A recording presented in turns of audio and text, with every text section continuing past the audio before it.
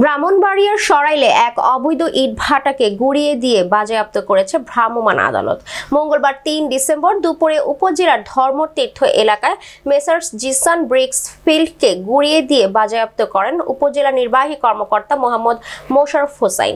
ভ্রাম্যমাণ আদালত পরিচালনাকারী উপজেলার নির্বাহী কর্মকর্তা মোহাম্মদ মোশাররফ হোসেন জানান, উপজেলার মেসার্স জিসান ব্রিক্স ফিল্ডটি অবৈধভাবে ইট প্রস্তুত করে আসছিল। এজন্য গত ২৬ নভেম্বর ইট ভাটিতে অভিযান পরিচালনা করে অবৈধভাবে ইট প্রস্তুতের দায়ে ইট ভাটার চিমটি ভেঙে দেওয়া হয়েছিল ও এক ব্যক্তিকে ১০ দিনের কারাদণ্ড ও ২ জনকে অর্থদণ্ড প্রদান করা হয়েছিল। তিনি আরো জানান, তারা ভ্রাম্যমাণ আদালতের আদেশ অমান্য করে রাতের আধারে লুকিয়ে ইট ভাটার আগুন সচল রাখার চেষ্টা করেছিল। এমন গোপন সংবাদের ভিত্তিতে দুপুরে মেসার্স জিসান ব্রিক্স ফিল্ডে অভিযান পরিচালনা করে ফায়ার সার্ভিসের সহযোগিতায় আগুন নিভিয়ে দেওয়া হয় ও পরিবেশ অধিদপ্তরের সহযোগিতায় ব্লোয়ার মেশিন দিয়ে হাওয়া মেশিন নিষ্ক্রিয় করে দেওয়া হয়, যাতে করে ইট ভাটাতে আর আগুন জ্বালাতে না পারে। তিনি আরো জানান, ইট ভাটার সকল কার্যক্রম বন্ধ করে দেওয়া হয়েছে।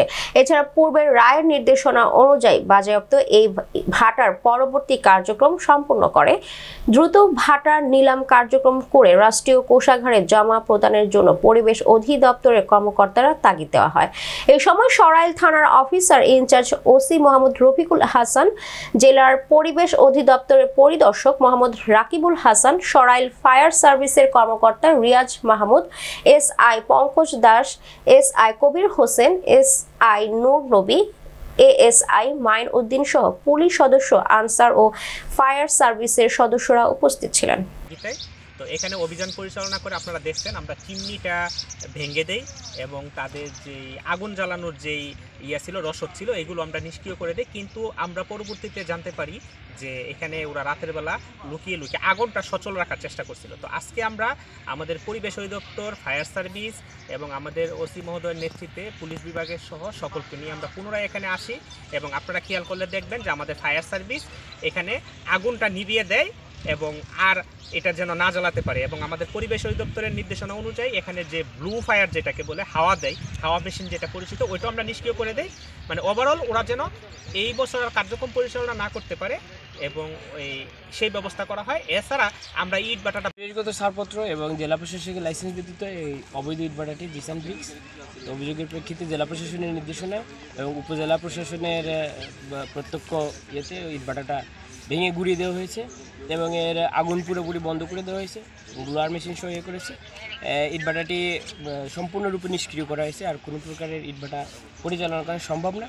আর ইটভাটার মালামাল সমস্ত কিছু ইউনো মহোদয় বাজেয়াপ্ত করেছে এবং এটা নিলামের জন্য আমাদের নির্দেশনা দিয়েছে, আমরা দ্রুত একটা ব্যবস্থা গ্রহণ করব।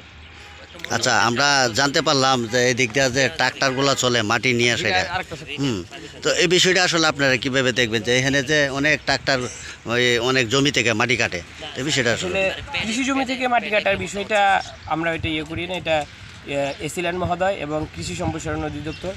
এই থানা এলাকায় আপনারা জানেন সরাইলপুর দাঙ্গা ভবন এলাকা আমি জয়েন করার পর থেকে থানায় দাঙ্গা প্রতিরোধে আমি কার্যকর ভূমিকা পালন করতেছি এবং উপজেলা প্রশাসনের সাথে আমার কন্টিনিউ সমন্বয় আছে। এবং এইখানে আমাদের কাছে আইন বহির্ভূত যে তথ্যই আসে, যে আইন বহির্ভূত কোনো কার্যক্রম হলে সেখানে আমরা আইনের সঠিক প্রয়োগ করার চেষ্টা করি। ইউনো মহোদয় আমাকে বলেছেন যে এই ব্রিকফিলের যথাযথ কাগজপত্র নেই, তারা অবৈধভাবে ব্রিকফিল পরিচালনা করছে এবং উনি মোবাইল কোর্ট পরিচালনা করতে আমার সহায়তা চাইছেন। আমি থানা পুলিশ থেকে পর্যাপ্ত সহায়তা দিয়েছি। গত ২৬ তারিখে এই ব্রিকফিলটা উনি মোবাইল কোর্ট পরিচালনার মাধ্যমে বাজেয়াপ্ত করেন এবং এটাকে ধ্বংস করে দিচ্ছিলেন। এরপরও তারা কিছু কিছু জায়গায় নাকি আমাদের কাছে খবর আসছে তারা আবার এটাকে রিপেয়ারের মাধ্যমে রিপেয়ার করার চেষ্টা করে তারা আগুনটাকে সচল রাখার চেষ্টা করছেন।